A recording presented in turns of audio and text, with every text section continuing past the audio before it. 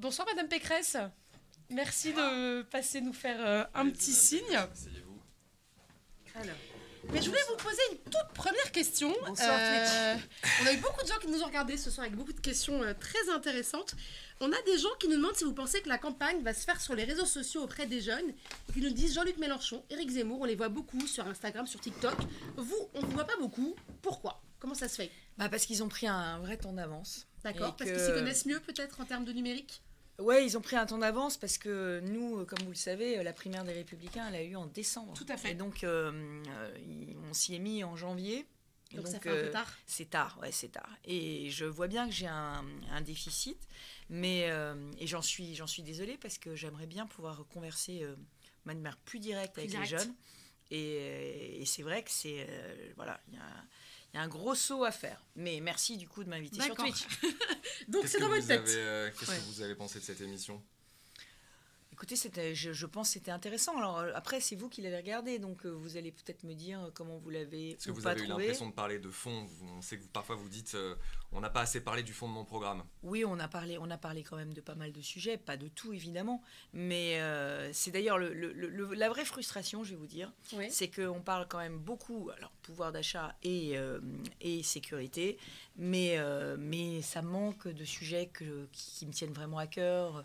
L'éducation, l'écologie, la santé. Enfin, la santé, on en a un peu parlé, mais voilà, des sujets qui sont au cœur de la vie quotidienne, l'entreprise.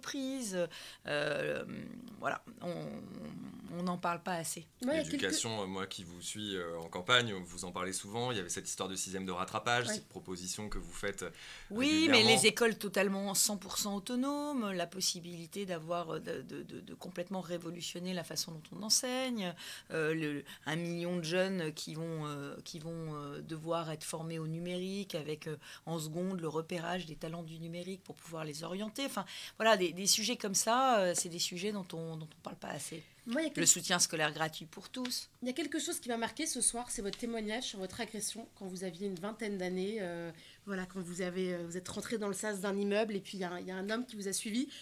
Beaucoup d'internautes ont dit c'est très courageux, ça arrive à beaucoup de femmes, on n'en entend pas beaucoup parler. À ma connaissance, c'est la première fois qu'une femme candidate à l'Élysée le fait. Vous avez hésité avant de raconter ça parce que c'est intime, c'est souvent des choses qui nous ont marqués, on n'a pas toujours envie de parler de ça, c'est rarement des moments très agréables qu'on a envie de se rappeler. Disait une internaute. Vous vous êtes dit il faut que je le raconte, c'est important, vous avez peut-être un peu hésité, comment vous êtes senti par rapport à ça ? C'est Bruce Toussaint qui est venu me chercher, Bruce Toussaint qui est venu me chercher, moi j'avais pas prévu effectivement d'aller là-dessus du tout.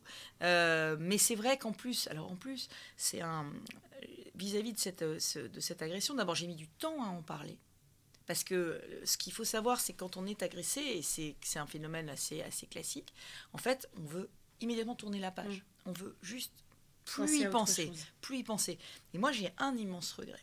C'est que ce type, je ne suis pas allée au commissariat le dénoncer. Parce que j'avais 22 ans, parce que j'étais en jupe courte, parce que je me suis dit, qu'est-ce qu'ils vont me dire les policiers ? Je l'ai laissé rentrer, c'est moi qui ai poussé la porte, etc. Il y avait une espèce de forme de culpabilité, c'est de ma faute si ça m'est arrivé. Et donc je me suis dit, je ne vais pas aller voir la police, ce sera quand même une épreuve. Ce sera une épreuve. Et donc j'y suis pas allée, et après, rétrospectivement, je me suis dit, oula, mais peut-être qu'il a recommencé. Et j'ai eu cette espèce de culpabilité de me dire mais pourquoi t'es pas allé le dénoncer ?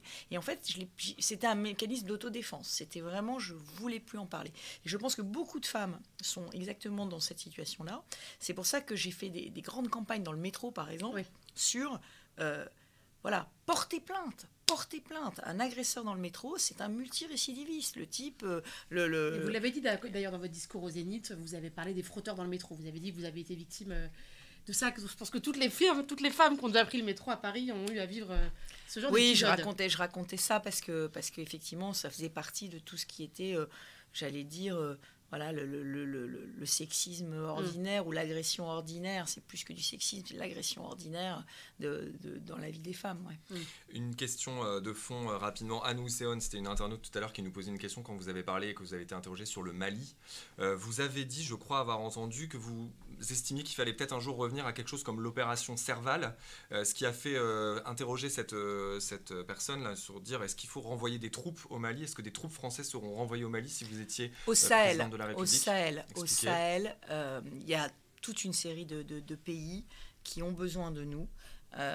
Mais ce ne sera pas au Mali même, ce sera dans les pays du Sahel qui sont sur le pourtour du Mali. Après, il faut regarder où, mais je pense qu'on a besoin d'une force opérationnelle au Sahel. La présence militaire française, elle est importante dans cette région du monde?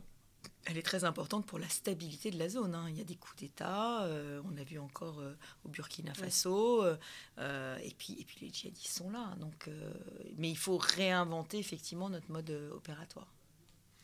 Peut-être une dernière question sur ce que vous allez faire maintenant. Vous allez vous reposer. Est-ce que vous n'êtes pas trop fatigué? Cette campagne, c'est un rythme très haletant. C'est un peu la grande lessiveuse. On peut dire ça comme ça, effectivement, on peut dire ça comme ça, mais moi j'y crois. Et puis surtout, je veux essayer comment dire, de montrer vraiment qui je suis aux Français. Parce que je crois que c'est ça qu'ils ont besoin de savoir, parce qu'une présidente, c'est un lien direct avec eux, et je veux nouer ce lien. Donc c'est vrai que ça m'emmène un peu partout. Est-ce qu'il y a des jours où on a moins envie, il y a des jours où on est qu'une femme, qu'un homme, où il y a des jours où on a peut-être envie de dormir un peu plus, de voir ses enfants, d'aller au cinéma, de manger un bon plat? Est-ce qu'il y a des jours où on se dit, oh là là, tout ça c'est bien, mais moi j'ai ma vie aussi, j'ai envie de profiter? Est-ce qu'on se dit ça aussi parfois? La vérité, c'est qu'on est tellement dans le tunnel que là, pour l'instant, dans les 5 prochaines semaines, c'est vraiment... voilà, j'imagine même pas. Donc, voilà. Et puis, je crains que si je suis élue, ce soit encore pire après. D'accord, mais il y a une salle de cinéma, vous disiez. Donc, on peut regarder des films à l'Élysée. En plus, oui, parce que j'ai eu le malheur de dire que après, je retournerai au cinéma.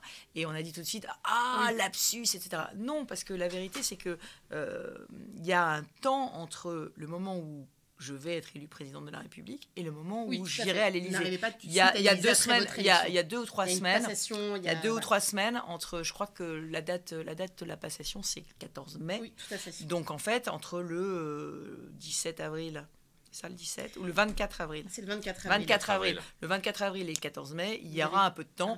Et donc, je pourrais on peut respirer un tout petit peu respirer. Voilà. Et je revendique ce droit à respirer un peu, parce qu'on ne peut pas faire que bosser tout le temps. Enfin, c'est pas sain de faire que bosser tout le temps. Je vous le dis, il faut de temps en temps aussi récupérer. Donc vous êtes une bosseuse et vous récupérez. Est-ce que vous échangez avec Je suis une paresseuse très contrariée. Vous échangez avec vos équipes sur ce genre d'émission? Vous regardez, vous débriefez ce que vous dites? Est-ce que c'est ça aussi, de savoir si on a employé les bons mots, si on a eu la bonne façon d'amener ses propositions? Ah bah eux, ils vont sûrement avoir plein de remarques à me faire. Mais voilà.